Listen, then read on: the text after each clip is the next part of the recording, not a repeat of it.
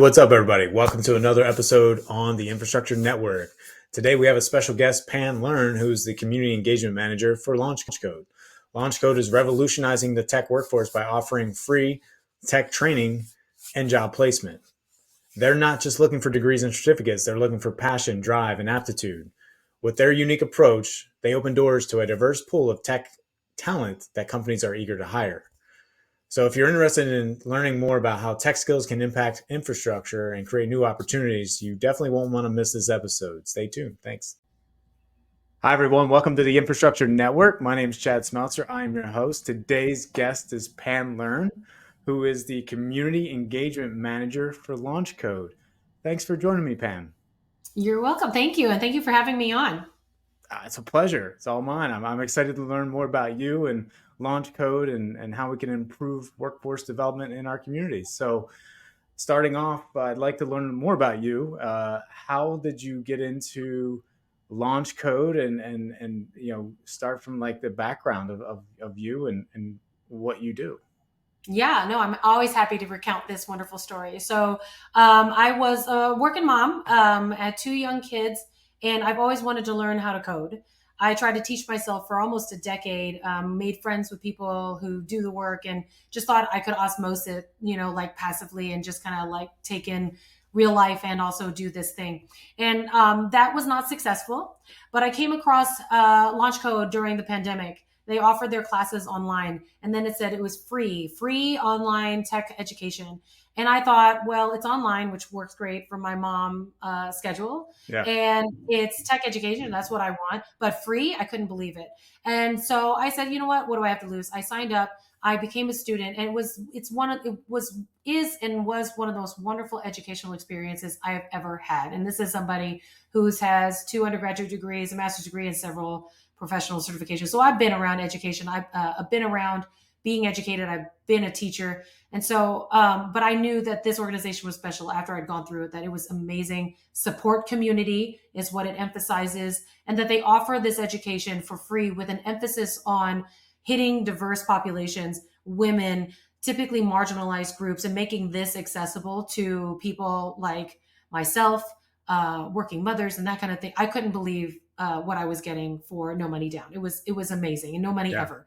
Yeah. So that's how I came to know LaunchCode, and I volunteered for several years with the organization, and then they offered me this gig, man. So I said I absolutely cannot say no to this opportunity to pay back, to be in service of an organization that not only taught me hard skills that I was looking, the ABCs of programming that I wanted to learn, but also did so much to make me feel valued and seen as a human being, to make me believe in myself in a way that I never did before, and to create that community around me, of which I'm still quite dear friends with. And I know people complain about being virtual and how it's hard to connect to people. I tell you what, I have made friends through that LaunchCode program in 2020 that I'm still friends with today, and that I hope that I'll be friends with them until I'm old and gray. I'm just so grateful to LaunchCode and its community, and that's what brought me to it. That's awesome. Yeah, no, it's great. Let's talk a little bit more about education. You were talking about your degrees and also wanting to learn how to write code. Now, where did you get your degrees and what are they in? So I actually have my degrees in design and technology for entertainment. So it was for theater and film and theme parks. That's where I worked, and this is what I like to joke with people is my BC era, right? So there's BC and an AC. Before children, I had a fun career as a designer, but that's a freelance life, man. I mean, you've got to like save your money and save your bread because you don't know if there's work coming. And unfortunately, I had I would say I called it misfortune at the time, but everything happens for a reason. Right. To graduate out of undergrad and grad school at both of the economic downturns and the bubble popping, right? So the '08 downturn made it so that the entertainment industry is one of those optional sort of luxury industries that if there's no money in the system, projects get canceled. So, while I did some commercial work and I did some amazing projects, worked on, the Harry Potter theme park and Disneyland and all these wonderful places. Nice. Worked on some of the world's most wonderful stages, it wasn't creating the life that I needed it to be, knowing that I wanted to be a family person, right? Yep. And then I went into grad school and graduated in '09. 2012, wasn't it? Okay. That was so challenging with the housing bubble burst and projects just like, I might be getting my dates wrong now and think about it, but there was another downturn that meant that projects got canceled again. And it meant that the industry went from I've got work for 6 years to I have no work tomorrow, Wow.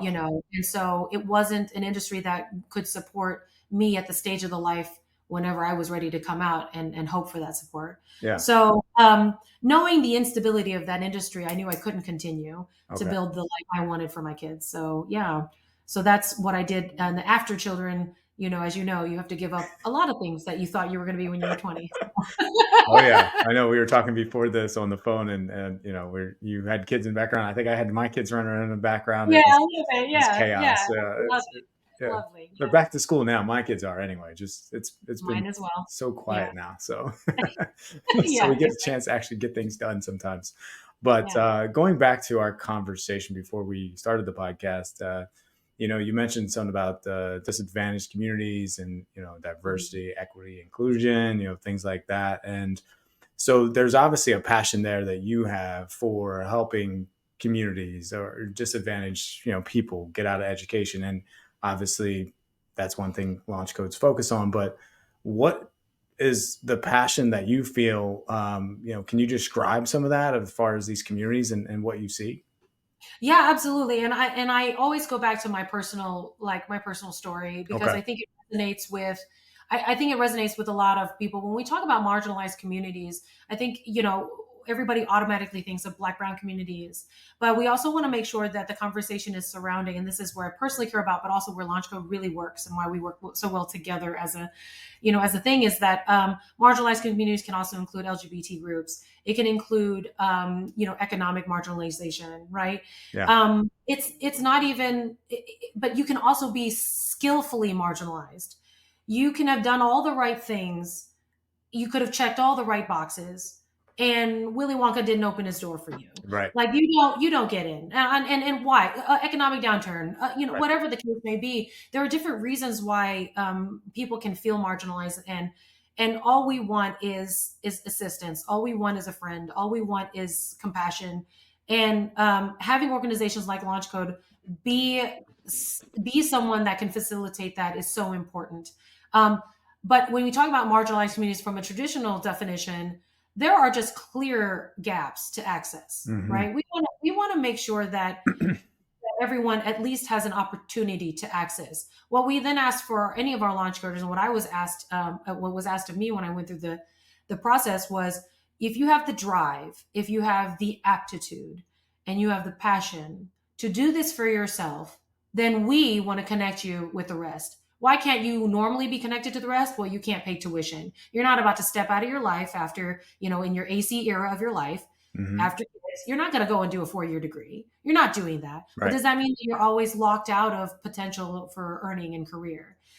So that to me is what drives me. Because if there's any way that I can give back to an organization that does so much to bridge those gaps Hmm. uh, for people, I'm a middle child. So I always look out for the middle child, right? I'm not the worst off, I'm not the best off, but I did just hit this sweet spot where it's just like I could use a hand, but there's not a hand to help, you Right. know.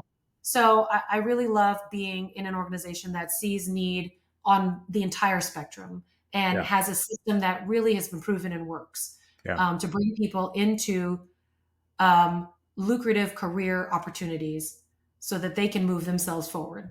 Like it. Yeah, great.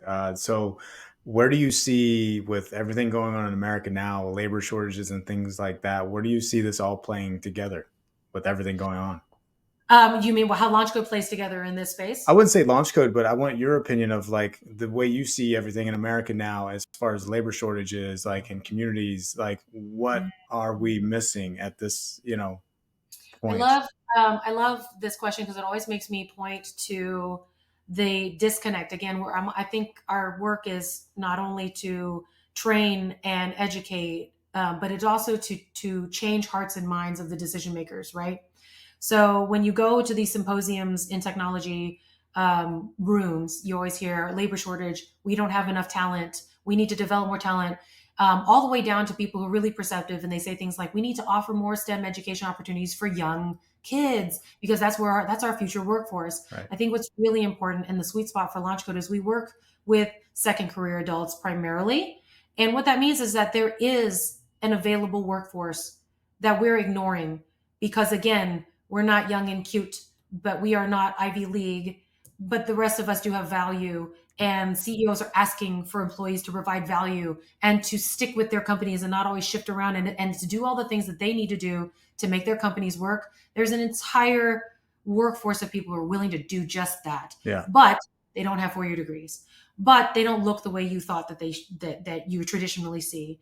Whatever the barriers could be, it's like if we could just remove those, then I think that would open up a lot of opportunity for businesses to thrive, for individuals to thrive, but then for developing tech communities like Kansas City to thrive as well. Yeah. Oh, that's a good answer. So if you look at the way things are, like after you just kind of described the labor shortages and what's going on, now we have AI coming into play, things like that. How do you perceive that kind of making a difference in what we do in this labor world shortage, whatever you call it? I think it's more important than ever. Yeah.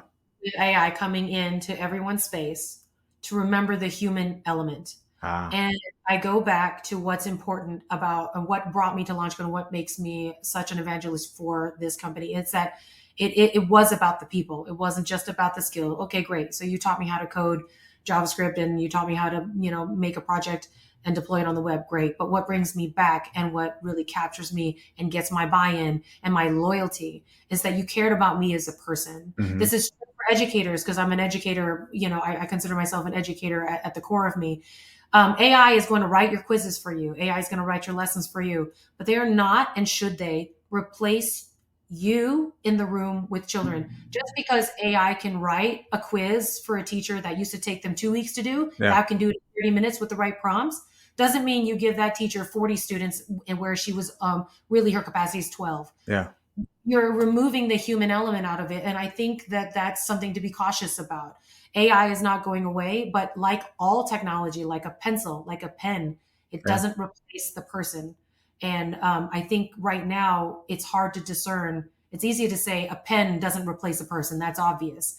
But I think it's hard for people to understand that AI doesn't replace a person either. Yeah. That it is just a very sophisticated pen. And if we forget that, and if companies start saying, well, I'm just going to, superstore this and have one person tending 5 tills where I had 6 people doing that job before and think that they're going to get the same quality of the experience, I think that they're very wrong about that.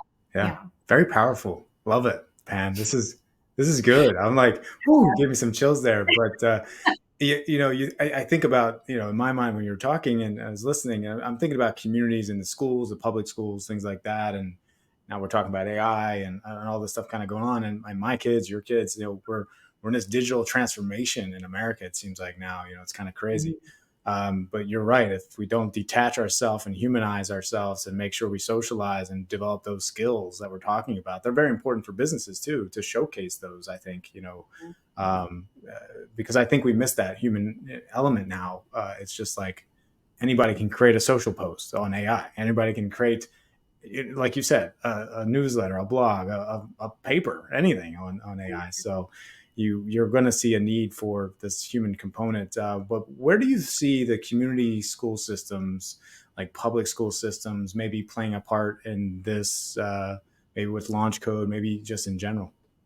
I love that you asked that question too, because I actually do a speaking panel with a local organization here in Kansas City called Keystone Innovation District. And we do a session where I lead every third Wednesday. I lead this conversation, this exact one. Okay. Because, and I bring to it, again, my educational background in young education all the way through workforce development. But I do see it as a pipeline, a continuum. And where there are gaps, that's where I want to have work. That's where I want to work. I want to pull that together. Because when you're talking about building more agile education systems, Now we don't, because of AI, it will free up the teachers to be able to do. I bet if you go to any engaged teacher, they will say, I wish my district will let me do whatever, XYZ, right? Yeah. Instead of doing the clerical things, instead of, always hanging me up to dry for standards and blah, blah, blah. I would like to do these things. I think AI will free them to do that. Yeah. I then think that AI will also free the learner, and this is a young person or an older person, to really be able to ask their customized questions that really make the meaning for them, right? Right. So if I'm going through a curriculum, then if your question will be different than my questions, because your understanding is different than my understanding. Right. So then you're going to be able to have people understand what their potential is. So no longer are we having to tell people, you're too stupid to get this. So this is not for you, right? This career isn't for you because you can't do it. It's not that. It's just that we have now the tools to make this fit and make you understand it in the way that you get it so that you can be successful and thrive. Yeah. And businesses can capitalize on that. They can take a non-traditional candidate who didn't get a 4-year degree, wasn't Ivy League, wasn't even state school, not even community college, Yeah. but they can customize their training. They can have the bandwidth to do that without making an expensive load for them. Get that person to be productive very, very quickly and provide value for a very, very long time. Yeah. I mean, see it as a continuum of making sure that everyone feels their potential throughout their educational years. Everybody works to realize their potential through their young adult years. Then by the time, you're mid 20s, 30s, you're really just cooking at your best, whatever that is, right? Yep. Mm-hmm. You're the best mailman that's out there. You're the best web developer that's out there. And then you understood, oh, I thought web development was my thing, but it's actually cybersecurity. That's my thing. And that's where I thrive. And by that time, you're really able to and wouldn't that be wonderful? Isn't that just the wonderful, like Mr. Rogers, Bob Ross vision, that the whole world is filled with people who understand their own strengths and weaknesses to the point where they can reach their own potential, and we can all be happy and stop feeling like we're fighting against each other, but lift each other up instead with all the energy that we had. I feel that very and truly that's the work LaunchCode helps me do. Yeah. And that's what LaunchCode is doing. Yeah. But a long way to get there, right? So yeah. You're right, because workforce development, trying to get these systems into our communities, government entities, to accept them, things like that. It's especially when you're talking B2G, it's a whole nother world versus B2B, because it's a procurement cycle. It's a system in place where you have to understand these different processes within government that you got to work through and connect to the right people with those relationships. You were going to say something?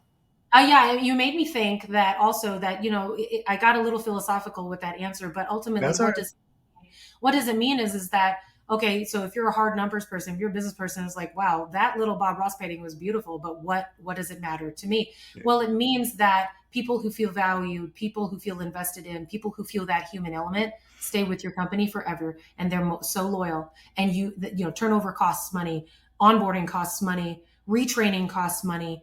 If you could limit or minimize your costs there, and you have an employee that loves you until they retire, I think we all miss that. That 1950s ideal of just like one job for my lifetime, retire, that company's happy with me.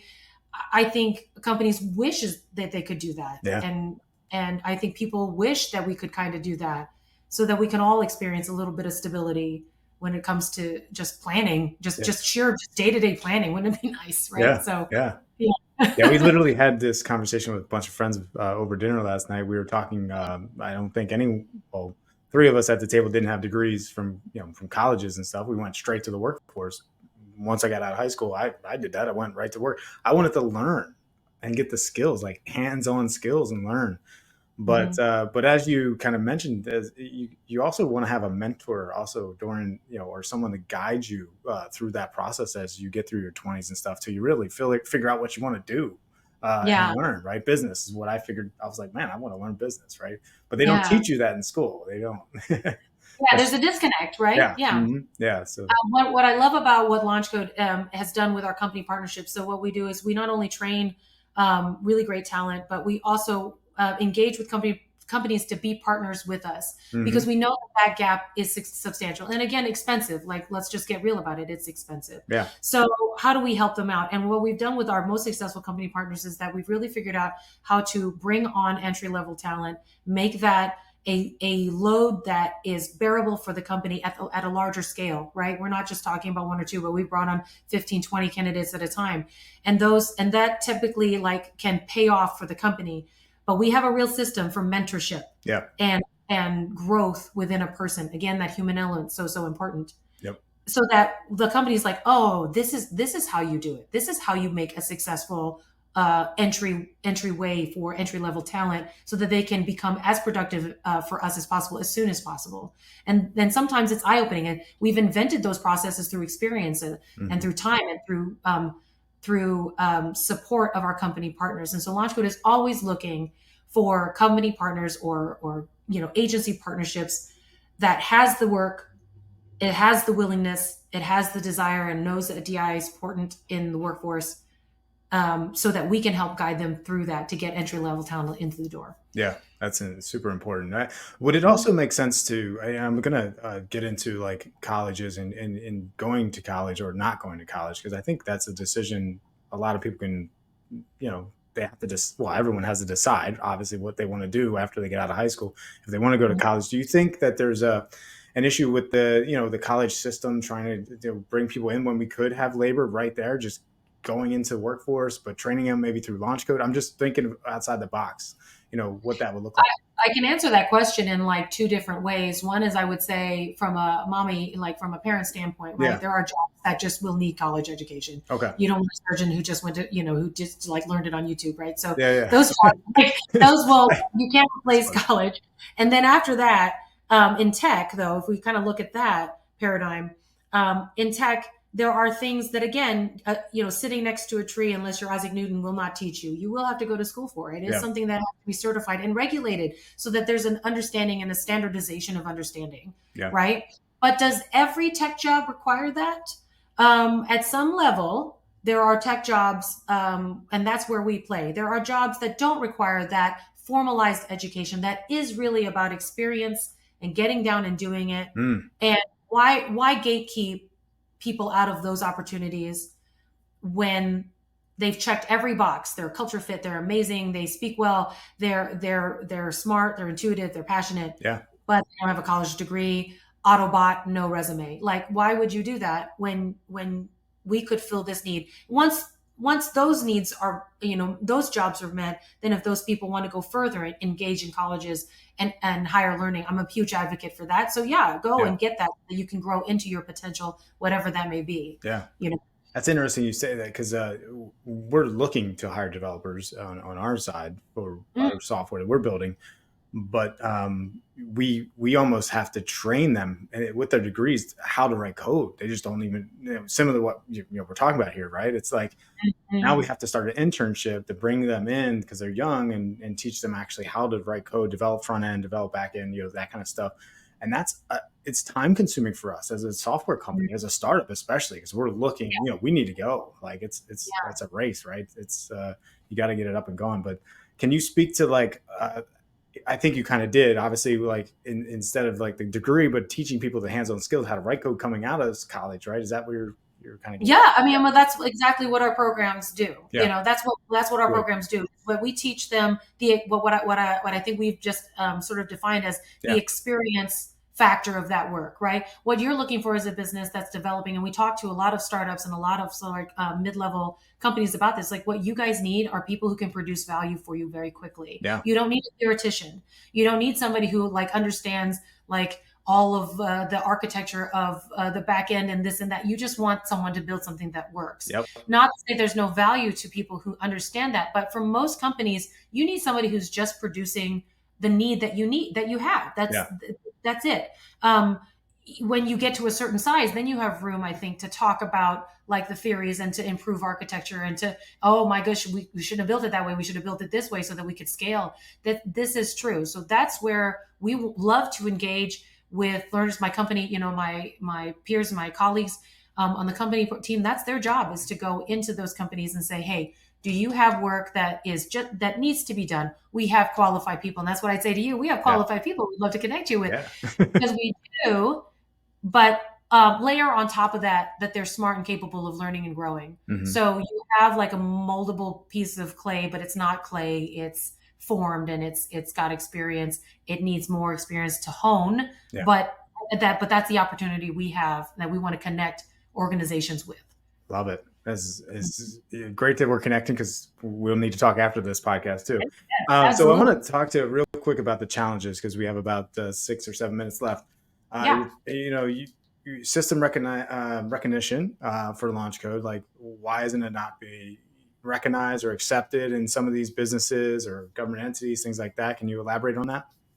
One is that we operate in certain hubs in the country, right? So we're headquartered in St. Louis.